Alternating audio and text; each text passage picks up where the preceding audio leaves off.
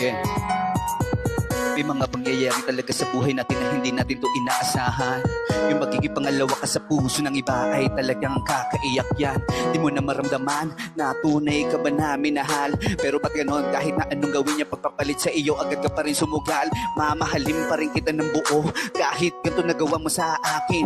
Alam mo naman yung pag-ibig mo na ganyan ay sa akin mo inihain. Lagi mo na lang sinasalin kung ano gusto mo na sabihin. Kahit na ako yung pangalawa sa puso mo, nais ko lamang sa'yo to na sabihin. Mahal na mahal kita at handa kong gawin ng lahat.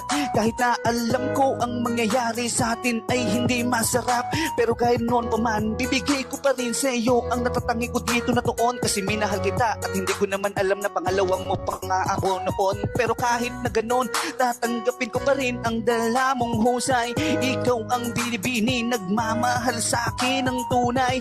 Mamahalin kahit na sa malayo ang iyong una. Kaya nga nandito't hindi na ako pwedeng mawala pa. Lahat ng pagkukulang nga ay pwede ko naman sa iyo na gawin. Ipakilala mo ko sa kanilang kabit, ayos lang, at least nagsasama tayo pa rin. At hindi mo ko iniiwan, agad mong pinaglalaban.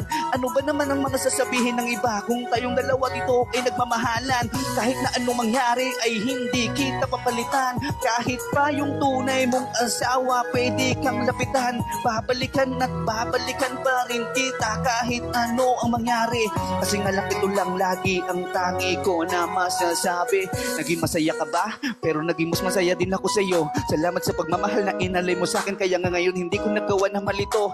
Pinapangarap, pinapanaginip ko na ikaw ay makasama ko. Salamat at mahal na mahal kita. Masasabi ko sa iyo yan ng buong buo. Mamahalin kita kahit na sa puso mo ako ay pangalawa.